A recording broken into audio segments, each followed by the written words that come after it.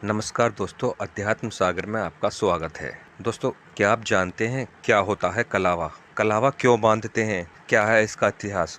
तो दोस्तों, आज की वीडियो में हम इसी के बारे में जानेंगे। कलावा क्यों बांधा जाता है? कृपया वीडियो को शुरू से आखिर तक देखें। कलावा यानी जिसको मौली भी कहते हैं। दोस्तों, कलावा बांधना वैदिक परंपरा का हिस्सा है, जिसे मौली भी कहते हैं और इसे लोग कलावा भी कहते हैं। यज्ञ के दौरान इसे बांधे जाने की परंपरा तो पहले से ही रही है, लेकिन इसको संकल्प सूत्र के साथ ही रक्षा सूत्र के रूप में तब से बांधा जाने लगा जब से असुरों के दानवीर राजा बलि की अमरता के लिए भगवान वामन ने उनकी कलाई पर रक्षा सूत्र बांधा था। इसे रक्षाबंधन का भी प्रतीक माना जाता है, जबकि देवी लक्ष्मी ने राजा बलि के हाथों में अपने पति की रक्षा के लिए यह बंधन बांधा था। मौली को हर हिंदू बांधता है। इसे मूलतः रक्षा सूत्र कहते हैं। क्या होता है मौली का अर्थ? दोस्तों, मौली का शाब्दिक अर्थ है सबसे ऊपर। मौली का तात्पर्य सिर से भी है। मौली को कलाई में बांधने के कारण इसे कलावा भी कहते हैं। इसका वैदिक नाम उपमणिबंध भी है। मौली के भी प्रकार हैं। शंकर भगवान के सिर पर चंद्रमा विराजमान है, इसलिए उन्हें चंद्रमौली भी कहा जाता है। दोस्तों, कैसी होती है मौली? मौली कच्चे धागे सूत से बनाई जाती है, जिसमें मूलतः 3 रंग के धागे होते हैं, लाल, पीला और हरा।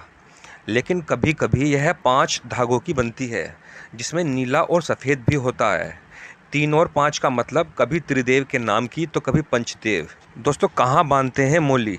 मौली को हाथ की कलाई, गले और कमर में बांधा जाता है। इसके अलावा मन्नत के लिए किसी देवी देवता के स्थान पर भी बांधा जाता है, और जब मन्नत पूरी हो जाती है तो इसे खोल दिया जाता है। इसे घर में लाई गई नई वस्तु को भी बांधा जाता है, और इसे पशुओं को भी बांधा जाता है। दोस्तों, क्या है मौली बांधने के नियम? शास्त्रों के अनुसार पुरुषों एवं अविवाहित कन्याओं को दाएं हाथ में कलावा बांधना चाहिए। विवाहित स्त्रियों के बाएं हाथ में कलावा बांधने का नियम है। कलावा बांधते समय जिस हाथ में कलावा बंधवा रहे हो उसकी मुट्ठी बंद होनी चाहिए और दूसरा हाथ सिर पर होना चाहिए। मौली कहीं पर भी बांधें, एक बात का हमेशा ध्यान रखें कि इस सूत्र को केवल 3 बार ही लपेटना चाहिए व इसके बांधने में वैदिक विधि का प्रयोग करना चाहिए। कब बांधी जाती है मौली? पर्व त्योहारों के अलावा किसी अन्य दिन कलावा बांधने के लिए मंगलवार और शनिवार का दिन शुभ माना जाता है। हर मंगलवार और शनिवार को पुरानी मौली को उतारकर नई मौली बांधना उचित माना गया है। उतारी गई पुरानी मौली को पीपल के वृक्ष के पास रख दें या किसी बहते हुए जल में बहा दें। प्रतिवर्ष की संक्रांति के दिन यज्ञ की शुरुआत में कोई इच्छित कार्य के प्रारंभ में मांगलिक कार्य, विवाह आदि हिंदू संस्कारों के दौरान मौली बांधी जाती है। दोस्तों, क्यों बांधते हैं मौली? मौली को धार्मिक आस्था का प्रतीक माना जाता है। किसी अच्छे कार्य की शुरुआत में संकल्प के लिए भी बांधते हैं। किसी देवी या देवता के मंदिर में मन्नत के लिए भी बांधते हैं। मौली बांधने के 3 कारण हैं। पहला आध्यात्मिक, दूसरा चिकित्सीय और तीसरा मनोवैज्ञानिक।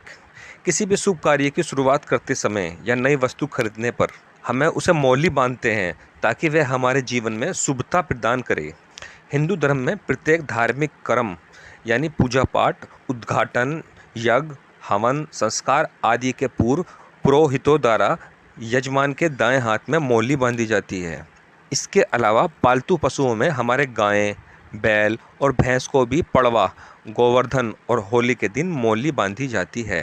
मौली को कलाई में बांधने पर कलावा या उपमणिबंध कहते हैं।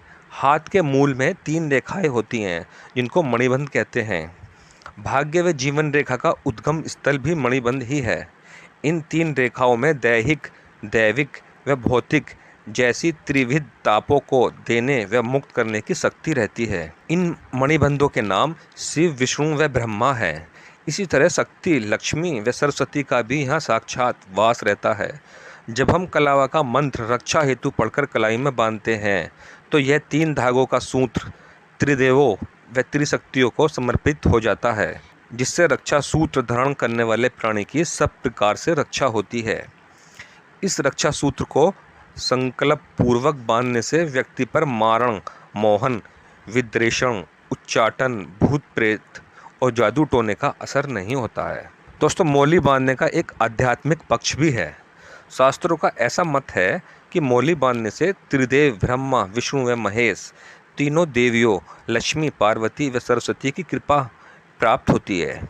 ब्रह्मा की कृपा से कीर्ति, विष्णु की कृपा से रक्षा तथा शिव की कृपा से दुर्गुणों का नाश होता है।